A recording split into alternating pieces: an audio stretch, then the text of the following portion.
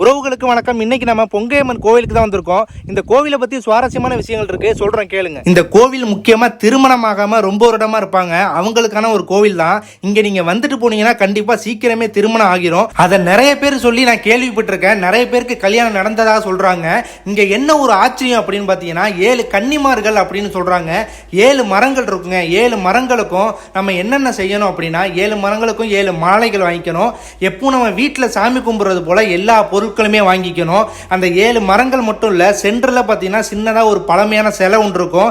அதுக்கு நம்ம எல்லா பொருட்களும் வாங்கிக்கணும். சாமிக்கு சாத்தக்கூடிய பட்டு துணி, மஞ்சள், குங்குமம், வளையல் இது எல்லாமே அதுல இருக்கணுங்க. இங்க பொங்கல் படையல் வச்சு சாமியை வழிபட்டுட்டு போனா கொஞ்ச நாளே திருமணம் ஆயிரும் அப்படின்னு சொல்றாங்க.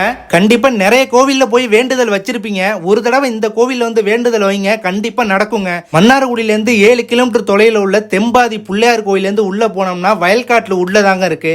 பொங்கையம்மன் அப்படின்னு சொல்லி கேட்டா எல்லாருக்குமே தெரியும். அப்படி தெரியாதவங்க எனக்கு கமெண்ட் பண்ணுங்க, நான் உங்களுக்கு டீட்டெயில் சொல்றேன்.